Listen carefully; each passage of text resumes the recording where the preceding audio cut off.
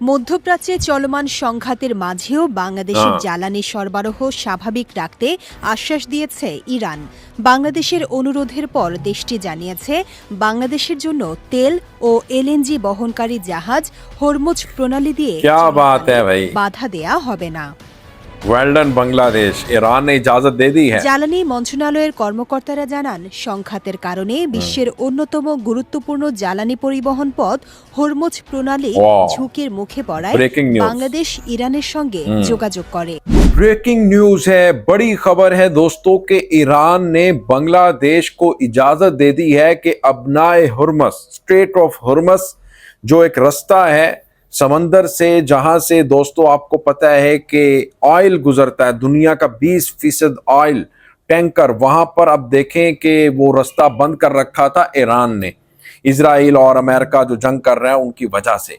तो बांग्लादेश ने रिक्वेस्ट की थी कि देखें हमारे पास जो ऑयल है वो सिर्फ 10 से 15 दिन का रह चुका है, हमें ज़रूरत है।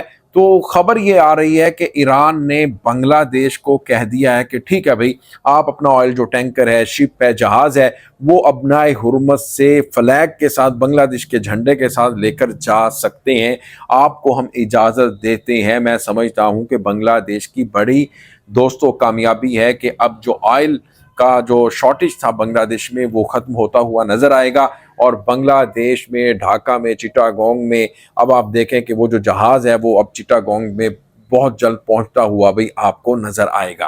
अस्सलाम वालेकुम दोस्तों, मैं हूं एहसान खान और आप देख रहे हैं यूट्यूब चैनल एहसान रिएक्शन विद एहसान। ब्रेकिंग न्यूज़ ये है कि अब इजाज़त मिल गई है बांग्लादेश को कि वो अपना ऑयल का भरा हुआ जो जहाज़ है वो बांग्लादेश में अपनाए हुर्मस से लेकर आ सकते हैं, क्योंकि ईरान ने इजाज़त दे दी है।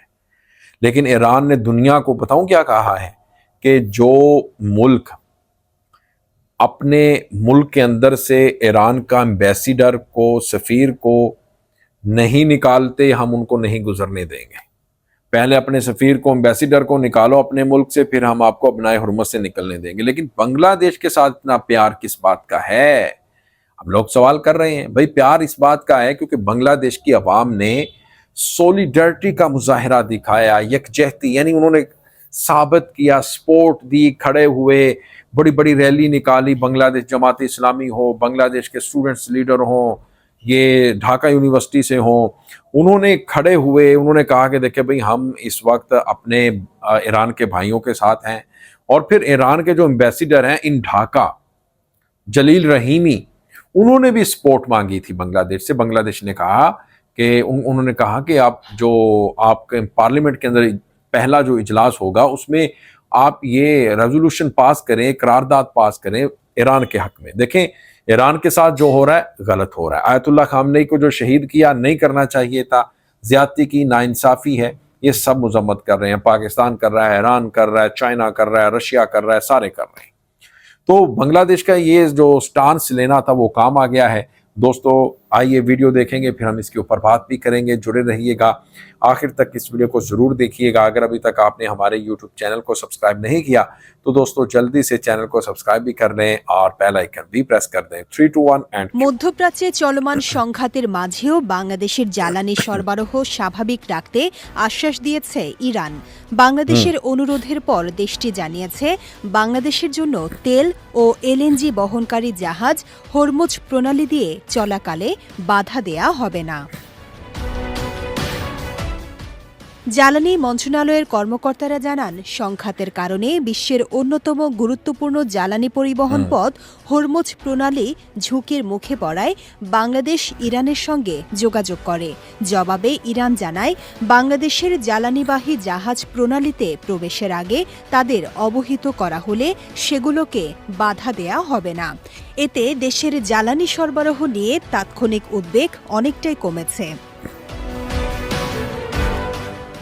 এদিকে ২৭,০০০ টন ডিজেল নিয়ে সিঙ্গাপুর থেকে একটি ট্যাঙ্কার সোমবার চট্টগ্রাম বন্দরে পৌঁছেছে। চলতি সপ্তাহে আরও ৪টি জাহাজে প্রায় ১,২০,০০০ টন ডিজেল বন্দরে পৌঁছানোর কথা রয়েছে।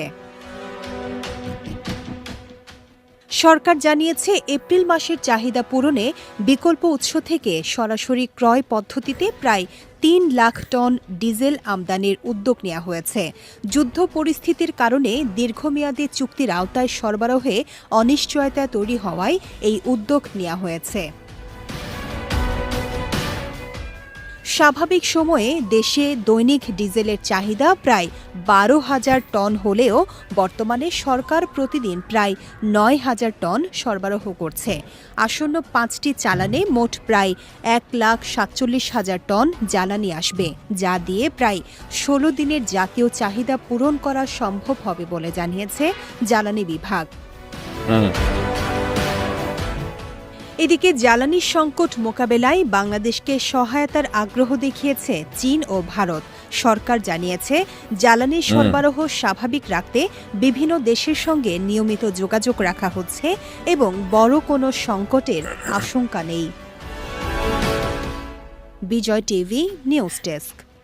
दोस्तों, आपने ये वीडियो देखी है कैसे जनाब अब बांग्लादेश के लिए जो अपनाए हुर्मुज़ का रास्ता है वो खोल दिया गया है। यानी वहाँ से बांग्लादेश का जो ऑयल टैंकर हैं, जहाज़, वो अब आसानी के साथ बांग्लादेश तक पहुँच सकते हैं। और बांग्लादेश में जो ऑयल की शॉर्टेज है, ख़तरा था कि बहुत कम तेल रह चुका है बांग्लादेश में, वो अब ख़तरा भी ख़त्म होता हुआ नज़र आ रहा है। लेकिन आपको एक और बात भी मैं आपको बताना चाह रहा था कि आज से 3-4 दिन पहले की बात है, वेस्ट बंगाल इंडियन मीडिया ये कह रहा था कि देखें आखिर ईरान ने ही बांग्लादेश को क्यों कहा है, ईरानी जो एम्बेसडर हैं जलील रहीमी ने क्यों कहा है कि भाई आप हमें सपोर्ट करें, हमें आपकी सपोर्ट की ज़रूरत है, पैसे की ज़रूरत नहीं है, एड की ज़रूरत नहीं है, सिर्फ़ और सिर्फ आपकी सपोर्ट की ज़रूरत है। यानी उन्होंने बांग्लादेश से कहा था, बांग्लादेश की हुकूमत से कहा था। इसके ऊपर जो इंडियन है काफ़ी जले सड़े भुने, काफ़ी जेलस फील किया कि भाई क्यों आखिर बांग्लादेश को क्यों कहा जा रहा है। बताऊं क्यों कहा जा रहा है,